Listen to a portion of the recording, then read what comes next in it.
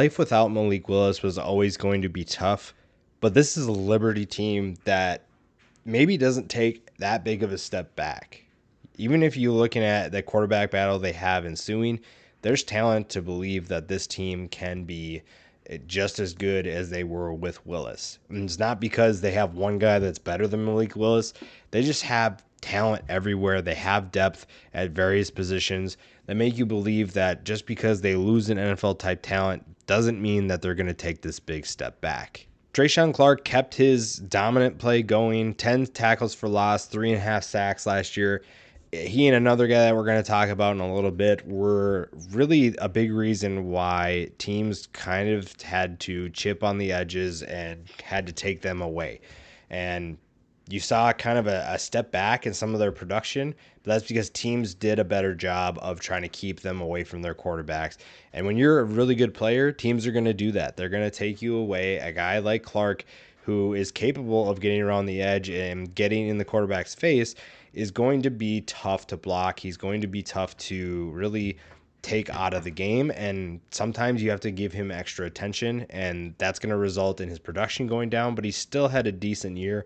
And just because his numbers went down doesn't mean that he's bad all of a sudden. It just teams are given the respect that he deserves. DeMario Douglas, I don't think we really talk about him enough. You look at Malik Willis and we talk about how good his arm was. Douglas was his go-to guy. 701 yards last year, 6 touchdowns. I think that he has the chance to be even better this year. And you look at some of the players that they lost, he is going to be that reliable pass catcher that even though there's a new quarterback coming in, there's going to be some belief that he is the guy they look to when things go wrong, when they need to get the ball out. Even if they're not sure about if he's open or not, they're going to give him a chance. And DeMario Douglas is going to be a guy that really is a reliable player for them. Durrell Johnson, we talked about how when you get really good, teams tend to focus on you more. And Johnson's 25 tackles, 6 tackles for loss, and 0 sacks weren't great in terms of production, in terms of stats. But when you watch the film, this is a guy who is still very much capable of making big plays. And he and Tre'Shaun Clark are going to get more attention. That's just what happens when you have a good year. Now, it is how you respond, because you look at some of the defensive ends we've seen in the past at any level, they get attention, but that doesn't mean that they just give up. They find ways to beat double teams, they find ways to beat chips, and they find ways to create new moves or really work on their game, work on their craft, and find new ways to be productive. Durrell Johnson, I have no doubt, can do that, and he and Tre'Shaun Clark, like I said, are going to be so good on the edge that teams might as well just avoid trying to get to the sidelines against them, because it's just not going to happen. They're still going to have to chip, and they're still going to have to pay attention to where they are on the field at all times. Javon Scruggs is a guy we don't really talk about a ton. 61 tackles, didn't really have anything in terms of the backfield, only 1 tackles for loss, 6 passes defended and 1 interception. Kind of does a little bit of everything, and he's a veteran leader that can really get everybody in position.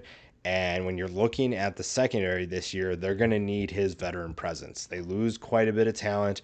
They bring some exciting talent back in, but again, it comes down to chemistry, finding new starters, and that doesn't happen overnight. You need a guy like Scruggs who's going to be able to usher those guys in and get them up to speed. Malik Willis might be gone, but Cooper McCaw, the guy who protected his blind side, is going to be back. We talked about veteran experience on the defensive side of the ball. McCaw is a guy that's going to be an exciting veteran presence on the offensive side of the ball, especially on the offensive line. If this team is going to be as explosive as they wanted to be with Malik Willis, the offensive line has to be up to speed. They have to be really good. And McCaw is that talent that is really good, but also can help the guys around him get them to play at a high level, and that makes the offense even better. One of the beneficiaries of Hawaii's mass exodus of transfers is Liberty, because they got Day Hunter, a guy who is super versatile out of the backfield. Him and Calvin Turner were just so much fun to watch at Hawaii, and Turner's off to the NFL, and Hunter entered the transfer portal and ends up at Liberty. Now, I'm kind of bummed that Malik Willis has gone pro. Obviously, he should have. There's no doubt about that. But him and Day Hunter would be a formidable backfield. You're looking at a weapon out of the backfield in terms of running the ball and catching the ball. Averaged 6.4 yards per carry last year, 651 yards. He also averaged 8.6 yards per catch. And I think that they're going to utilize him. They might utilize more two running back sets because they can put Hunter out in the slot if needed. And if anything, they just put him and this next guy in the backfield. And you're talking about a backfield that's very versatile, very dynamic. And it's going to be tough for teams to stop that because you don't know who's going to be running and who's going to be out on running routes.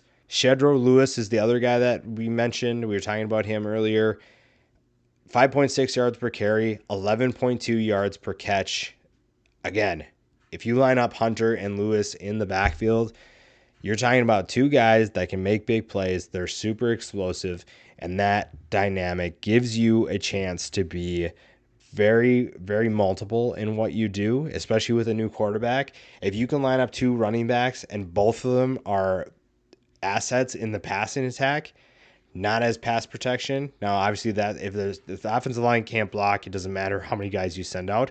But if the offensive line is sufficient and you're able to throw one of these guys out and leave the other guy in, you're going to throw teams off because you're not going to know which one of them is going out. And even if you do, good luck catching them because you've seen what both of them can do. Shedro Lewis against Syracuse 2 years ago was an absolute monster. When you're watching that game, you're sitting there thinking, how are you going to slow that guy down with Malik Willis on that side of the football too? Now you throw Day Hunter, DeMario Douglas is back, and the next guy we'll talk about considered retirement. Now he's back, and that's going to be exciting for this offense as well. CJ Yarbrough decided that he didn't want to play football anymore, and that's just fine. There's nothing wrong with that. But I guess he decided to come back, and that's huge for Liberty. And I think that that's going to be, I'm glad that he decided what he decided, and I'm glad that he's back because he's one of the more underrated players in college football at wide receiver. Averaged 15.8 yards per catch in 2020. Had a nasty double move that is just, when you go back and watch the Virginia Tech game in 2020, puts on an absolute nasty double move. Love what he can do. His route running is great, and it just comes down to whether or not the balls get thrown his way. With a new quarterback, that could mean a new favorite emerges, and CJ Yarbrough is a guy that could step up in that role. Charlie Brewer somehow is still in college, and the Baylor/Utah transfer comes in and didn't have the greatest year at Utah, and obviously he lost the job to Cam Rising. He is now at Liberty. In 2020, 61.7 completion percentage, threw for 14 touchdowns, and he's a very decent or adequate runner. So that's another dynamic to add to it. It's just a matter of can he stay healthy and will he be consistent? Competing with Brewer is going to be Caden Salter. The 4-star comes to Liberty. That was a huge addition for Liberty, first of all, to get a 4-star quarterback. To replace Malik Willis, whoever wins this job has big shoes to fill. There's no doubt about that. It just comes down to whether or not they can be consistent. Whichever quarterback is consistent, regardless of if they're even as close to explosive as Willis was, it's just going to be which one is more consistent because you have the playmakers around them. You have the defense that can get the ball back to you, and if you take care of the football and you're efficient with the ball, giving the ball to your playmakers, even if you have to be a distributor, this is an offense that's going to be good, and it's going to be a team that is just going to be, like I said, as good as they were with Willis. It just might not come from one guy. It might be a more of a collective effort, even though they don't have the talent that Malik Willis was.